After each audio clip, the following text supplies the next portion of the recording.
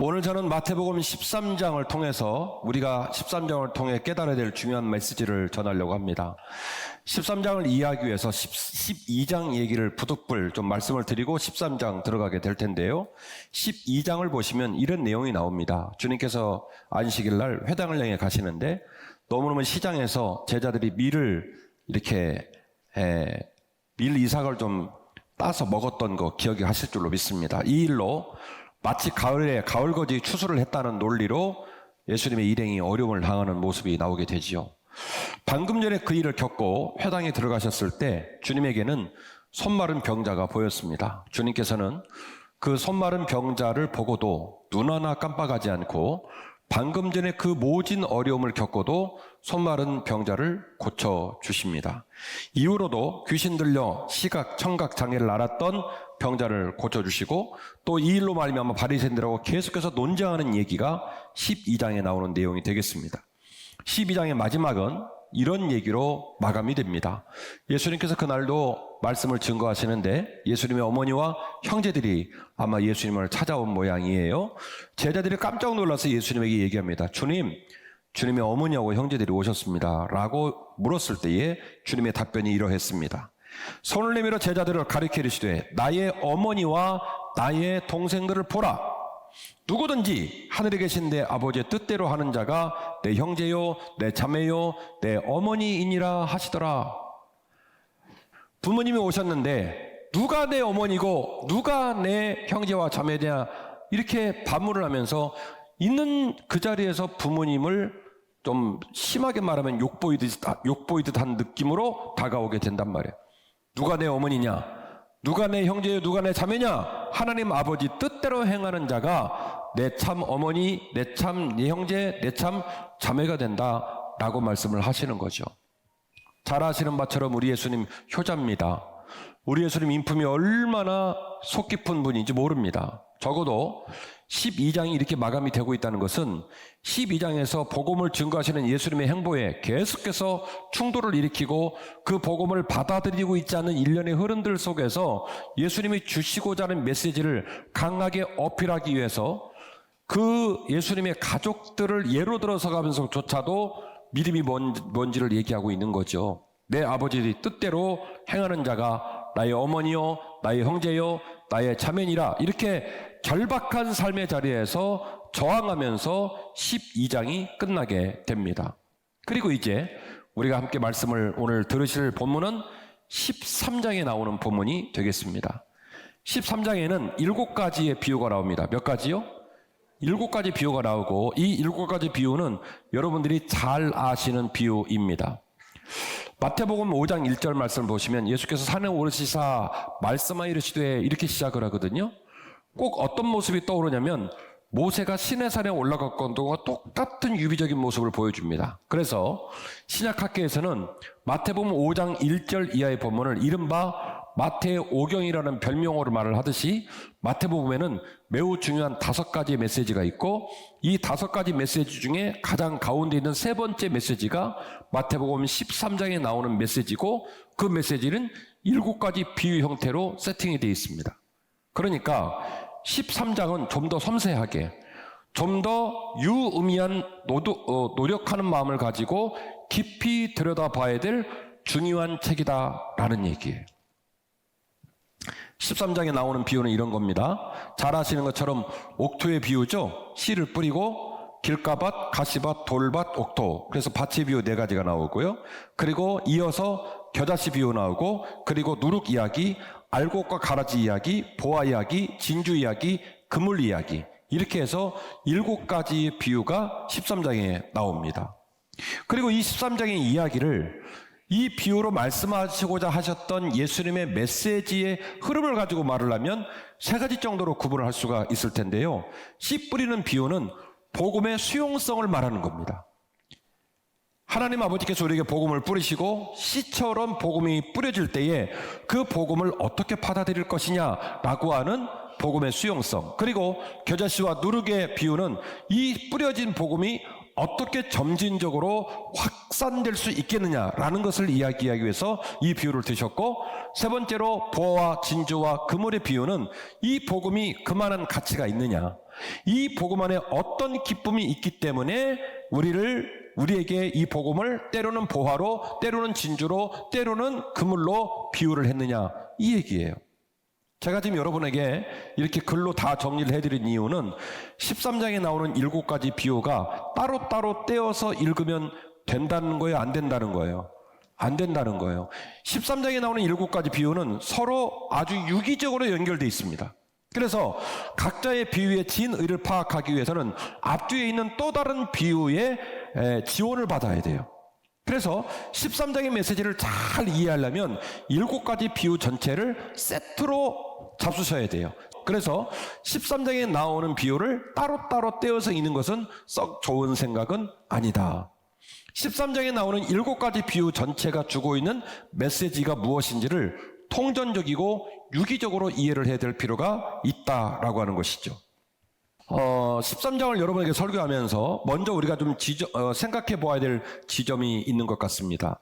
한국교회 풍토인데요. 그 풍토가 13장을 이해함에 있어서 되게 장애적인 요소로 작용된다고 저는 봐요. 그리고 안타까운 것은 여러분들 안에 그런 선입관이나 편견이 있다고 한다면 그런 선입관과 편견도 사실은 목회자들의 메시지와 가르침과 교훈을 통해 만들어진 것이니 책임감이 목회자에게 더 있다고 보아야 하겠죠. 그래서 막중한 책임감을 가지고 오늘 여러분에게 이 말씀을 다시 먹이려고 하는 겁니다. 오늘 본문이 온당하게 우리가 전하고자 하는 메시지가 뭘까? 복음으로 인한 천국의 소망, 그리고 복으로부터 오늘 이 말씀이 말하고자 하는 복의 의미가 뭘까? 이거를 정확하게 파악해야 한다는 거예요. 같이 하실까요? 내가 있는 곳에 복음으로 인한 행복이 담겨야 합니다. 아멘. 내가 있는 곳에 복음으로 인한 행복이 담겨져야 합니다. 어디예요? 내가 있는 그곳에. 내가 있는 내 가정, 내가 있는 내 사업장, 내가 있는 이 예배의 자리에 하나님의 행복이 가득 담겨야 할 줄로 믿습니다. 성경을 연구하는 방법 중에는요, 본문 비평, 역사 비평, 양식 비평, 이른바 문학 비평이라고 말하는데요. 그리고 편집 비평, 이런 여러 가지의 성경을 연구하는 방식이 있습니다. 그리고 근자에는 아주 특이한 비평 방법까지 등장을 했는데요. 이른바 독자 반응 비평이라는 방법도 있습니다. 저자가 글을 썼는데 그 글을 쓴 저자의 글을 독자들이 읽고 반응을 보이는 과정까지도 같이 통전적으로 연구하겠다는 거예요. 그래서 이런 여러 가지의 본문을 연구하고 비평하는 방법들을 총망라해서 어떤 모습은 융합의 모습으로, 어떤 모습으로는 통전적인 모습으로, 어떤 모습은 유기적인 모습으로 이렇게 읽어내고 해석을 해서 비로소 그 본문 안에 주고자 하는 메시지가 풍성해진다는 거예요. 제가 이런 얘기를 해주는 이유는 뭐냐면 오늘 본문의 말씀은 선입관을 갖거나 쉽게 가볍게 읽어서는 안 된다라는 메시지를 드리려고 이 얘기를 하는 거예요. 오늘 본문은 조금 더 섬세하게 접근해야 한다. 좀 더 섬세하게 밀도 있게 접근해서 오늘 본문에서 말하고자 하는 메시지의 진의가 뭔지를 생각해 보아야 한다는 거예요. 7가지 비유 중에 기관차 역할을 하고 우리가 제일 잘 많이 알고 있는 비유가 밭의 비유입니다. 맞죠? 같이 보실까요? 마태복음 13장 4절입니다. 뿌릴새 더러는 길가에 떨어짐에 새들이 와서 먹어버렸다. 13장의 비유는 되게 특이한 구조를 갖고 있는데 비유를 말씀하시고 대중들 앞에서 비유를 말씀하시다가 그 이야기를 다시 집으로 들어와서 제자들에게 해석해주는 이런 구조로 이렇게 퐁당퐁당 돼 있거든요. 그래서 어쨌든 우리는 이 밭에 씨를 뿌렸다는 것이 이후에 주님이 말씀하시는 해석을 통해 알고 있습니다. 복음을 뿌렸다는 얘기라는 사실을. 복음을 뿌렸는데 그 복음이 사람의 마음밭에 떨어질 때 길가밭처럼 돼가지고 새들이 먹어버리는 밭도 있더라는 거예요. 이어지는 부분 5절이죠. 더러는 흙이 얕은 돌밭에 떨어짐에 흙이 깊지 아니하므로 싹이 나왔지만 해가 돋은 후에 타서 뿌리가 없어져 버렸다. 그래서 두 번째 밭은 돌밭에 나옵니다. 뿌리가 내렸고 발화는 했지만 깊이가 깊지 않아서 결국 가뭄이 올 때 타들어갔다 이 얘기입니다.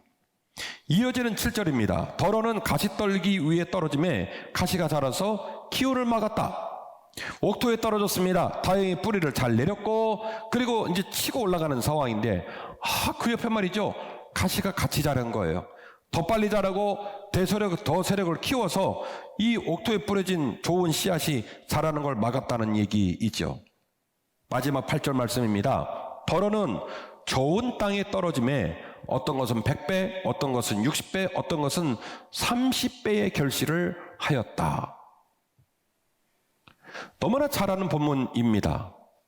그런데 이 마태복음 13장 8절의 말씀은 우리로 하여금 왜 이렇게 기록했지? 라고 하는 의문을 주는 기록 방식이 있습니다. 보통 사람은 숫자를 기록할 때 오름차순으로 기록하는 경향이 있습니다. 작은 것으로부터 큰 것으로. 숫자를 소개한다면 1, 5, 10, 20 이렇게 나가겠죠? 무엇을 말하든지 모든 사람은 오름차순으로 표현하는 이런 경향이 있어요. 성경도 대부분 오름차순으로 쓰여져 있습니다.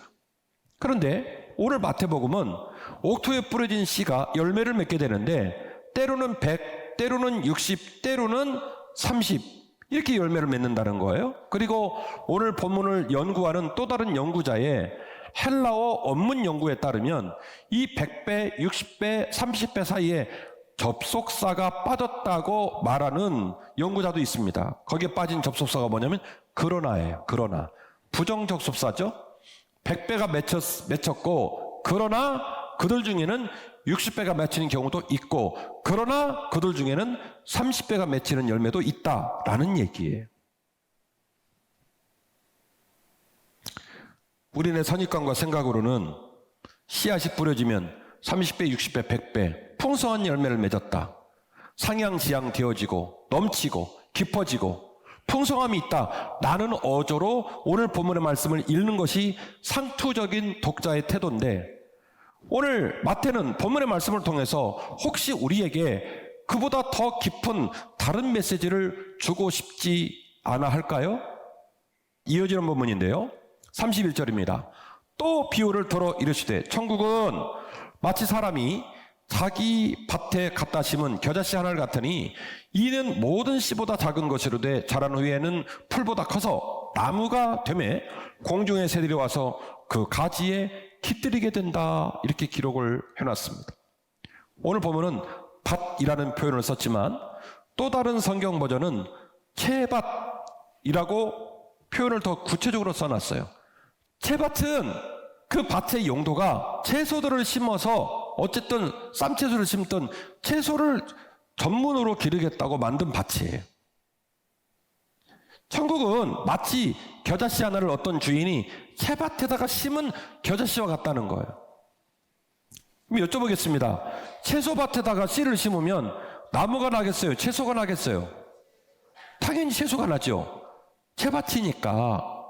그 밭에다가 겨자씨를 심었는데 오늘 본문은 말하기를 이 겨자씨가 자란 후에는 풀보다 커서 나무가 되고 나무가 되매 공중의 새들이 와서 깃들게 된다라고 이야기를 하고 있습니다.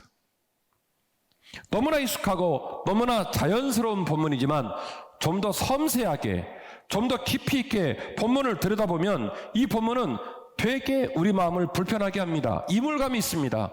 왜 꼭 이렇게 했을까라고 자꾸 우리 마음에 저항감을 준단 말이죠.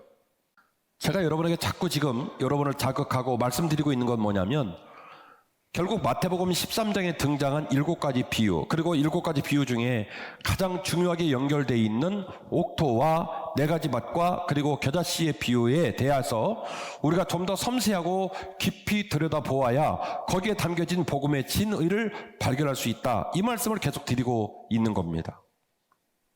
말씀이 결론인데요. 새롭게 깨닫고 행복함으로 다시 걸어내야 할 줄로 믿습니다. 교회에 오셔서 설교를 듣다 보면 때로는 맞는 말인데 많이 아프고 여전히 사는 것이 교회에서도 버겁다라는 생각이 드실 때가 가끔 있을 거예요. 그러나 저는 여러분에게 말합니다. 필요하다면 하나님께서 말씀으로 신앙의 도정을 통해 우리에게 회초리를 대실 때도 있고 우리를 경책하셔서 우리를 훈련시키셔서 제자로 삼으실 때도 있지만, 그러나 우리가 힘없고 부족하고 힘없는 범인이기 때문에 그 범인으로 살아가는 우리들의 삶의 자리에서 하나님은 우리를 더 사랑하셔서 안아주시고 이끌어주시고 격려해 주시는 좋은 하늘에 계신 우리 아버지이신 줄 믿으시기를 바랍니다. 이런 하나님과 함께라면 모든 길이 감사와 행복의 길이 될 수가 있어요. 일을 해도, 가정을 돌봐도, 교회를 섬겨도 그것이 기쁨과 감사와 행복이어야 한다는 말입니다. 제가 소개하는 마태의 인생이 오늘 제가 주장하는 이 주장에 여러분의 이해도를 높일 거라고 기대하고 소개하려고 합니다. 성경을 살펴보시면 마태는 또 다른 이름으로 불려집니다. 이름이 뭐죠? 레위라고 하는 이름입니다. 마태의 직업은 본디 세관에서 세무 업무를 보는 세리였습니다. 그래서 마태는 모든 고향 사람들과 이스라엘 민족들에게 미움을 받고 욕을 먹는 사람이었습니다. 그러나 마태는 그것을 개념치 않습니다. 왜냐하면 마태의 가치관, 마태의 삶의 방식, 마태의 삶의 모토는 그런 것들을 소중하게 생각하지 않기 때문에 그렇습니다. 돈만 벌면 됩니다. 소유지향적. 내가 만일 30을 벌었다면 60을 벌어야 되고 60을 벌었다면 100 벌면 그걸로 족한 겁니다. 상향지향적. 그래서 소유지향적이고 상향지향적으로 인생을 살아왔던 사람입니다. 마태복음 9장 10절 이하의 본문입니다. 예수께서 마태의 집에서 앉아 음식을 잡수실 때 예수님이 어떻게 마태의 집에 들어가게 되냐면 마태복음 9장을 살펴보시면 예수님이 지나가시다가 세관에서 세리 업무를 보고 있는 마태를 보고 어떻게 하냐면 제자로 선발을 해요. 불러요. 부르니까 마태가 예수님을 초청했죠. 초청해서 예수님이 마태 집에 가서 지금 밥을 먹는 거예요. 그랬는데 보니까 음식을 잡수실 때에 많은 세리와 죄인들이 와서 예수와 그의 제자들과 함께 있었더니 바리새인들이 보고 그의 제자들에게 이르되 어찌하여 너희 선생은 세리와 죄인들과 함께 잡수시느냐라고 시비를 겁니다. 매우 온당한 시비입니다. 세리 마태인 죄인인 민족을 배신한 세리 마태를 제자로 불러들이는 것도 마음에 안 드는데 거기다가 덧붙여서 마태 집에 가서 밥을 먹어버렸어요. 근데 가니까 직업이 세리니까 다른 세리들도 너무나 많았고 그 세리와 함께 연합해서 불의한 방법으로 돈을 벌고 사는 죄인들도 너무나 많았다는 거예요. No problem. 마태는 그런 상황을 별로 괴념치 않았던 인물입니다. 그러나 그가 이제 예수의 제자가 되고 예수님께 배우고 예수님께 은혜를 입고 예수님과 동행하는 과정을 통하여 마태는 아마도 더 이상 그렇게 살고 싶지 않았던 것 같아요. 그가 예수를 만나고 그가 예수의 제자가 되고 난 이후에는 그의 삶을 뒤집고 변화하여 전혀 다른 삶의 가치관을 가지고 전혀 낯설은 삶의 모토를 가지고 살기를 소원하지 않았는가, 이런 생각이 든단 말이죠. 명백히 그런 정서가 느껴집니다. 주인이 불러가지고 어떤 사람은 5개, 어떤 사람은 2개, 어떤 사람은 1개를 줬다는 거예요. 5개 받은 사람이 감사합니다 그리고 열심히 일했대요. 2개 받은 사람도 감사합니다 하고 열심히 일했대요. 그런데 1개 받은 사람이요, 그거를 땅 파고 묻어버렸어요. 어떤 마음이었을까? 열받은 거예요. 속상한 거예요. 어떤 놈은 5개 두고 어떤 놈은 2개 주고 난 뭐야? 그 땅에다가 그냥 처박은 거죠. 느끼셨습니까? 지금 25장도 숫자 배열을 오름차순으로 배열합니까? 내림차순으로 배열합니까? 내림차순으로 배열을 하고 있는 거예요. 이걸로 거꾸로 뒤집어 볼까요? 누구를 불러서 1달란트를 줬어요. 그리고 또 다른 사람 불러서 2달란트 주셨어요. 그리고 다른 사람 불러서 5달란트 주셨어요. 문제 돼요? 안 돼요? 안 되죠. 이렇게 되면 순서대로 주면 문제 안 생겨요. 1달란트 주고 보내면 되니까. 근데 이걸 거꾸로 준 거예요. 5달란트를 주고 2달란트 주고 하나를 주니까 이걸 이른바 전문 용어로 상대적 박탈감이라고 그래요. 원래 내 것이 아니었어요. 원래 내 것도 아닌 돈을 주인이 준 거예요. 감사할 일이거든요. 그런데 감사가 안 나와요. 분노해요. 열받아요. 왜냐하면 어떤 놈은 2개 줬거든요. 또 어떤 놈은 5개를 줬거든요. 아니, 죄송해요. 어떤 놈이 아니라 어떤 분에게는 2개를 주고 어떤 분에게는 5개를 줬거든요. 그러니까 마음이 불편하고 감사하지 않는 거예요. 그런데 왜 마태는 마태복음을 통해서 마태복음 25장에서조차도 달란트의 비유를 들어줬을 때 5달란트, 2달란트, 1달란트 이걸 거꾸로 배열을 해서 메시지를 주고 있을까? 마태복음에 계속해서 등장되고 있는 이 특이한 기술 방식, 이 숫자의 내림차순의 배열은 분명히 규모와 확장의 모든 것을 걸고 살았던 자신의 지난날의 삶을 향한 저항과 교훈이 아니냐라는 거예요. 겨자씨는 가장 흔하디 흔하고 가장 약한 채속과의 식물입니다. 누구도 알아주지 않는 명품 나무의 씨도 아닙니다. 그러나 확산되고 벌어서 군집을 이루고 나면 그곳에 새들이 깃들이는 놀라운 사명도 감당하고 땅을 변화시키는 영향력을 감당하기도 하니 평범하게 담긴 기적의 또 다른 통로가 아니겠습니까? 오늘 비유의 말씀을 통하여 너희들의 삶 가운데 평범함이 있고 연약함이 있고 부족함이 있고 누군가 주목하지 않는 그냥 일반적 범인의 삶이 너희들에게 있다 손 치더라도 하나님 아버지께서 복음의 선물을 주시고 축복의 땅, 천국의 땅으로 우리를 이끌어가게 될 때에 아름드리 나무와 같은 동일한 역할을 감당하여 새들이 깃들고 그 지역을 밝히는 그런 어마어마한 영향력을 미치지 않겠냐는 거예요. 사랑하는 한빛가족 여러분, 우리 모든 성도가 행복함으로 새롭게 깨닫고 다시 힘있게 걸어낼 수 있기를 주의 이름으로 축원합니다. 마태는요, 과거에는 미친 듯이 소유를 지향하고 미친 듯이 상향을 지향하며 사느니라 행복하지 않았어요. 그가 예수님 만나고 나니까 그렇게 안 살고 싶은 거예요. 그렇게 예수님 만나고 보니까 내가 그렇게 사는 것이 절대로 행복할 수 있는 길이 아니라는 걸 깨달은 거예요. 그래서 13장의 비유들을 통해서 나와 당신들의 삶이 힘없고 볼품없는 채석과에 재나지 않는 겨자씨 같은 삶이라 할지라도 얼마든지 하나님께서 이 연약한 우리를 통해서 아름답고 행복하게 쓰실 수 있다라는 것을 겨자씨의 비유로 우리에게 들려주고 계십니다. 4가지 밭의 마지막 옥토가 때로는 100배로, 때로는 60배로, 때로는 30배로, 마태복음 25장에 달란트의 비유가 5달란트, 2달란트, 1달란트로 내림차순으로 계속 기록되어지고 우리에게 어필하는 메시지를 줄 때 너희들의 삶이 완벽해서가 아니라 때로는 100배로, 때로는 60배로, 때로는 30배로 주어진다 할지라도 그 자리에서 안분자족하고 기뻐하고 하나님께 감사할 줄 알아야 하지 않겠느냐. 복음의 씨앗이 풍성한 열매를 맺혔기 때문입니다. 저와 여러분의 인생은 여전히 무겁습니다. 우리 모두가 다 무거운 짐을 지고 삽니다.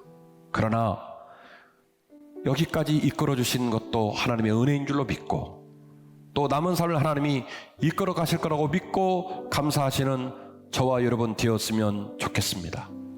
오늘 말씀을 들으시면서 여러분의 눈이 띄어지고 여러분의 귀가 열려지기를 원합니다. 새롭게 깨달아 행복함으로 다시 걸어야 할 줄로 믿습니다. 주님이 우리와 함께 계시기에, 주님이 우리를 이끌어 주시기에, 주님께서 우리를 채우시기에 얼마든지 행복할 수 있다. 어디에서요? 지금 내가 서 있는 이곳에서, 지금 당장에 하나님께서 주시는 그 아름다운 평강과 행복이 여러분의 가슴을 따뜻하게 하고 우리에게 주어진 여러 가지의 시련을 여전히 이기고 믿음으로 걸어가는 저와 여러분 되시기를 주의 이름으로 축원합니다.